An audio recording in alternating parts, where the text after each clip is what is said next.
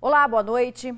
Famílias dilaceradas como numa guerra, um vazio que não pode ser preenchido. Tudo por uma doença que poderia ser evitada. Em um ano de pandemia, o Capixaba lamentou a morte de 5.000 pessoas. Em 5 meses, já chegamos a quase esse total.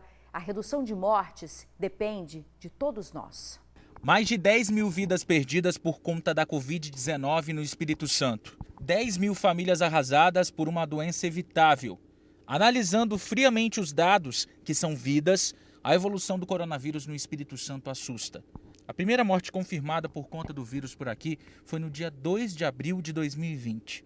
Até o dia 31 de dezembro, em 8 meses e 28 dias de 2020, mais de 5.100 pessoas se foram. Esse ano, em 4 meses e pouco mais de 10 dias, já são mais de 4.800 vidas. Um placar que se atualiza diariamente. Vidas que têm nomes, sobrenomes, histórias. Alcebíades, Charles, Schubert, Genila, Zé Carlos, Persiliano, Mariana. Nós te mostramos a história da Sheila. Ela perdeu o pai e os 2 irmãos. Tudo que a gente está vivenciando, se não fosse o Senhor na nossa vida, a gente não resistiria. O Fernando perdeu o pai, o sogro, a mãe e depois ainda um primo. Eu queria que as pessoas tivessem consciência para cuidar do seu pai, da sua mãe, do seu irmão, ou do seu filho mesmo. Seu filho pode ir antes de você. Nesse pouco mais de um ano, o vírus criou variantes, cepas mortíferas que alteraram o perfil dos doentes. Não só idosos, pessoas com comorbidades, mas jovens também, como a Mariana, que tinha apenas 31 anos. Uma dor imensa para o seu Tomaso, que não pôde abraçar a filha uma última vez. Ao deixá-la no hospital, sabendo que ela ia para a enfermaria, que depois iria para uma CTI, que a gente já sabia que ela ia pelo quadro dela, né? Então eu não poderia ter dado um abraço nela. Todas essas histórias foram mostradas ao longo do último mês de abril aqui no TN, o mês mais letal desde que a pandemia começou aqui no Espírito Santo. Em 30 dias, quase 2.000 pessoas morreram, um número que infelizmente acabou contribuindo para o que a gente evidencia agora, uma triste realidade: 10.000 mortes. Até o momento, Vila Velha é o município onde mais mortes foram registradas, mais de 1.350. Serra ultrapassa as 1.200 pessoas que perderam a batalha para a Covid. Em Cariacica, foram mais de 1.150. Na capital, foram mais de 1.090 vidas perdidas. Apesar disso, os dados do Instituto Jones dos Santos Neves apontam para uma tendência de diminuição dessa estatística. Justamente nesse mês de março e abril, a gente chegou a uma média móvel de óbitos de 72 óbitos nos últimos 14 dias, na média móvel. Tudo indica que a gente superou o pico dessa terceira fase de expansão da pandemia aqui no estado. Estamos agora consolidando uma tendência de redução sustentada. No mês de maio, essa média móvel já está em 41 óbitos nos últimos 14 dias. Mesmo assim, se a situação piorar, se uma quarta onda oscilar os dados da vida, o que se espera é que, infelizmente, os jovens sofram mais que os idosos. O número de casos absoluto de jovens aumentou, principalmente nesse fim de ano, verão. E aí a gente teve esses jovens indo muito aos hospitais e internando até com gravidade. Mais de 10.000 mortes evitáveis. Evitáveis se não fossem as aglomerações tão frequentes em praias e festas clandestinas ainda, se as mãos fossem higienizadas, porque ainda tem gente que não faz isso, se a máscara fosse usada e de maneira correta. Para que as mortes parem, para que esse placar cesse, já que não há vacina para todos, precisamos fazer a nossa parte. O estado do Espírito Santo está entre os 5 estados que mais vacinam, né? Estão com a velocidade mais acelerada aí de vacinação, né? No estado do Espírito Santo, a gente tem aí a população acima de 70 anos, 100% já tomou a primeira e segunda dose, a população acima de 65 anos, 100% já tomou a primeira dose e está caminhando agora para 100% da segunda dose. Lembrar que o objetivo da vacina não é impedir a infecção. O objetivo da vacina é impedir a infecção grave e o óbito. Então, a gente tem visto, eventualmente, pacientes vacinados internarem, mas a gente não tem visto esses pacientes morrerem. Consciência, responsabilidade individual. Se você não tiver responsabilidade individual, a gente não vai ter o ganho no coletivo. Bom, infelizmente, gente, esse gráfico de mortes ainda é alto aqui no Espírito Santo. Nas últimas 24 horas, 57 pessoas perderam a vida aqui no estado e mais de 2.000 novos casos foram registrados. Aqui no painel Covid, a gente tem um número total de casos nesse período de pandemia. Até hoje, 10.070 pessoas já perderam a vida, 453.497 tiveram contato com o vírus e 427.440 conseguiram se recuperar. Entre os profissionais que estão trabalhando intensamente neste período de pandemia estão os enfermeiros. No Dia Internacional da Enfermagem, eles falam de esperança, de luta, exaustão e dignidade. O Matheus segue a carreira dos pais, que também são enfermeiros. Uma família que tem a missão de lutar pela vida dentro dos hospitais. Eles estão na linha de frente trabalhando arduamente em prol de vidas. Um trabalho que mais que dobrou por conta da pandemia. Os enfermeiros e enfermeiras compõem, muitas vezes, mais de 50% do quadro de funcionários de um hospital. Eles são essenciais. O Matheus é só um entre vários profissionais que está ali há mais de um ano lutando por vidas. Ele lembra de um paciente, um rapaz jovem que em poucas semanas não resistiu ao coronavírus. Eu me lembro de um caso de um rapaz de 42 anos, que ele entrou assim, querendo muito viver, falando, olha, eu preciso ver minhas filhas e tal. E aquele paciente só foi agravando, e em 2 semanas, infelizmente, ele não resistiu, ele evoluiu a óbito. É um misto de sensações, perder um paciente e ver outro se recuperar. Ele não sabe transformar vidas em números, porque cada uma importa, só sabe que são muitas. Trabalha em prol daquilo, pensando na família daquela pessoa que está ali deitada, precisando do nosso cuidado, que está vulnerável, mas essa pessoa acaba evoluindo a óbito. Isso nos deixa muito triste, porque a gente vê que toda a ciência, todo o nosso cuidado, todo o nosso intelecto não foi capaz de vencer aquilo que a pessoa estava precisando naquele momento. A Lara, que é enfermeira intensivista, junto à equipe que está no hospital todos os dias, resume bem essa função. Essa é uma escolha nossa de ser enfermeiro. A nossa profissão é uma profissão que requer o nosso cuidado com o paciente. Cuidamos com amor, com carinho. Estamos aqui por escolha para poder fazer cada dia um dia melhor. Mais de 3.100 enfermeiros já foram contaminados com a Covid-19 aqui no Espírito Santo. E esse dado é atualizado semanalmente através do boletim epidemiológico da Secretaria Estadual de Saúde. É isso mesmo, esses profissionais que estão ali na linha de frente se preocupam bastante, por isso têm cuidados redobrados para não levar o vírus para dentro de casa. Mesmo assim, alguns acabam se contaminando. Fui infectado por Covid no início do ano passado, em abril, e consequentemente também a minha família contraiu o vírus também. Felizmente, nenhum amigo meu próximo morreu de Covid, profissional, mas eu tive parentes próximos, parentes próximos, amigos, colegas que perderam entes queridos, nessa longa jornada aí de mais de um ano de pandemia. Rotinas exaustivas de 12 horas, 24 horas, 2 empregos. Mesmo sendo essenciais, a categoria luta por um salário melhor. Hoje mesmo, um grupo interditou a Avenida Jerônimo Monteiro, em frente ao Palácio Anchieta. Faixas, cruzes e balões pretos pedindo melhorias de trabalho, mudança de carga horária, lutam para que o projeto de lei que prevê o aumento salarial seja votado. Sobre o projeto de lei que prevê o aumento do piso salarial nacional para enfermeiros, técnicos e auxiliares de enfermagens e parteiras, ele chegou a ser incluído na pauta, mas teve a votação adiada. A matéria enfrenta resistência, como restrições orçamentárias, e depende ainda de articulação junto ao Ministério da Economia, assim como o apoio das prefeituras. Olha, gente, a previsão do estado receber até essa sexta-feira quase 100 mil doses de vacinas. A notícia foi divulgada pelo governador do estado em uma rede social. Serão 96.050 doses de vacinas contra a Covid, 52.250 da AstraZeneca e 43.800 doses da Coronavac. Com isso, a segunda dose, que está atrasada aqui no Espírito Santo, já começa a ser colocada em dia.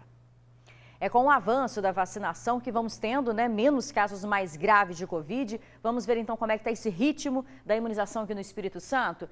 758.963 pessoas receberam a primeira dose até o momento aqui no Espírito Santo e 279.603 pessoas já receberam a segunda dose. Ontem você viu aqui no TN2 que as grávidas já vacinadas com a primeira dose da AstraZeneca estão preocupadas. É que a Anvisa recomendou a suspensão do imunizante após a morte de uma gestante. Mas especialistas afirmam que quem já recebeu a dose não precisa se preocupar. Aqui o clima é de contagem regressiva pela chegada da tão aguardada Helena. Bruna já passou dos 8 meses de gravidez. No começo desta semana, Bruna foi vacinada com a primeira dose da vacina AstraZeneca e a preocupação voltou.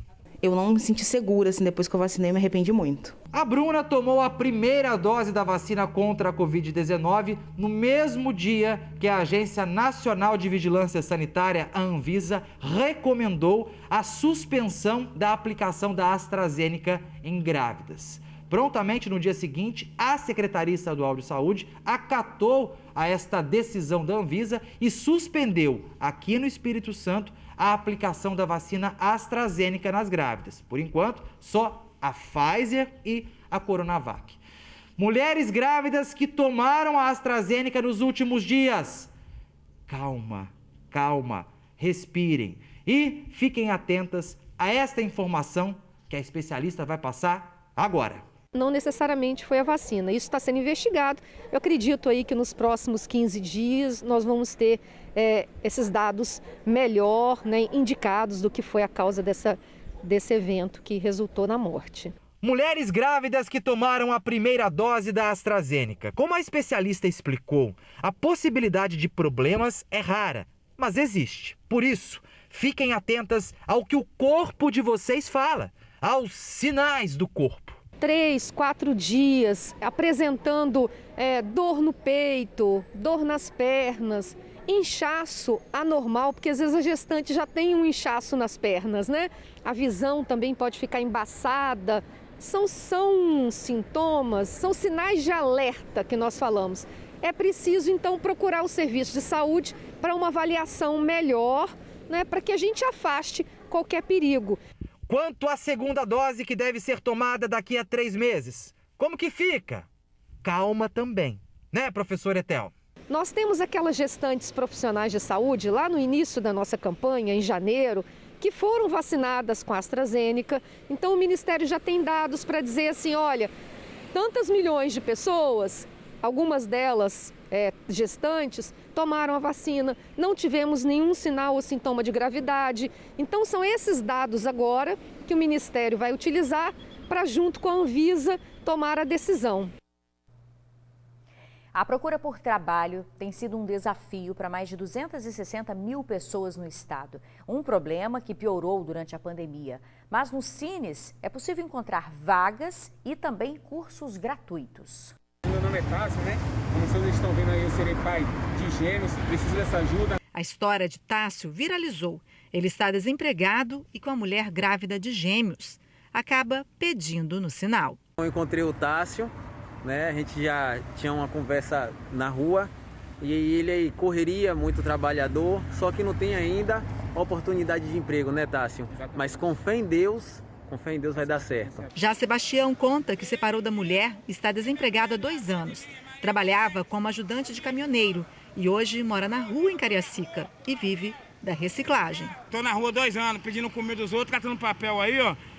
E a profissão que eu tenho é pegar peso. Não sou mendigo, virei morador de rua. Mas um dia Se Deus quiser, eu vou virar minha profissão de novo, de como caminhoneiro, como de carga e descarga. No Espírito Santo, os casos de pessoas nesta situação têm aumentado com a pandemia. Segundo o IBGE, em 2020, 52 mil pessoas desistiram de procurar emprego aqui no Espírito Santo.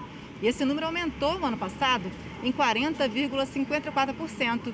É que em 2019, o número era de 37 mil pessoas nessa situação. A pesquisa verificou que a população ocupada, aquela que não está trabalhando, mas está em busca de um trabalho, de um emprego, atingiu uma média de 263 mil pessoas desocupadas no estado em 2020, representando um aumento de 11% em relação a 2019. Para essa gestora em carreiras, é importante se qualificar. O que faltam são vagas no mercado atual. O que sobram são profissionais de áreas diversas que não conseguem se recolocar. O que os profissionais precisam é pensar no que eu sou bom, o que eu tenho para oferecer para o mercado de trabalho e quem gostaria de comprar aquilo que eu tenho para oferecer. No município da Serra, o Cine oferece oportunidades de emprego diariamente. Diariamente no Cine nós temos cerca de 200 a 300 vagas, né? E nos procura aqui cerca de 130, 140 pessoas em busca dessas vagas. Não perca a esperança, tenha fé, se empenhe e corra atrás que vai dar certo. O Cine da Serra fica no Pró Cidadão, em Portal de Jacaraípe. A seguir, Justiça começa a ouvir testemunhas do caso do policial militar acusado de abusar da filha de 13 anos de idade. É já já. O caso do policial militar acusado de abusar sexualmente da filha quando ela tinha 13 anos e também de uma adolescente. A Justiça começou a ouvir hoje as testemunhas. Devido à pandemia do coronavírus, a entrada foi liberada apenas para as testemunhas e advogados. Na porta do fórum, falamos com a mãe da vítima e ex-mulher do PM, que aguarda angustiada por justiça. Eu espero que a justiça seja feita, né?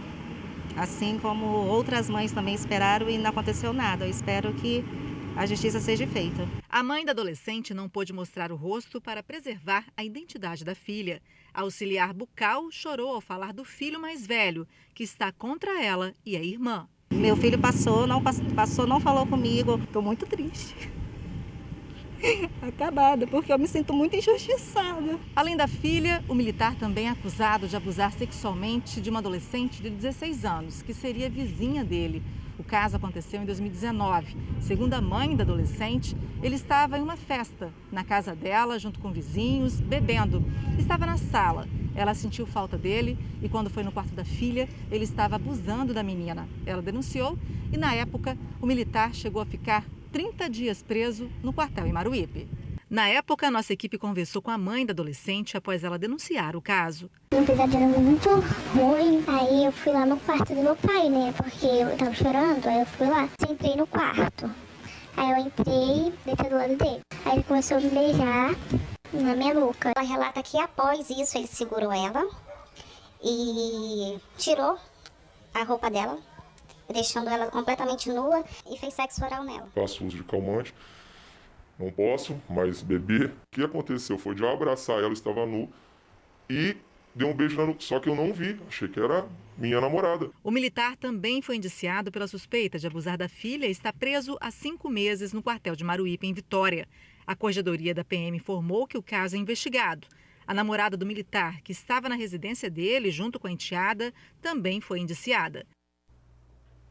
Droga escondida em meio à carga de coco foi o que a Polícia Rodoviária Federal encontrou ao parar um caminhão na BR-101 em Guarapari. Os quase 500 quilos de haxixe estavam em tabletes escondidos embaixo dos cocos secos. Os policiais perceberam que o caminhão aparentava estar com excesso de peso. Ao abordar o motorista, viram que a quantidade de carga não indicava excesso, porque estava ocupando menos da metade do espaço disponível. Depois da desconfiança veio a certeza. Eram uns 480 quilos da droga que pesava o caminhão. A droga vinha de Porto Seguro, na Bahia, seguia para Curitiba, no Paraná. O valor recebido pelo transporte seria de R$20 mil. Mas o motorista, de 37 anos, foi preso e não teve o nome divulgado. A seguir, passageiros já podem ver pelo aplicativo quais as linhas e locais de integração dos antigos ônibus verdinhos com o coletivo do Transcol. É um instante só.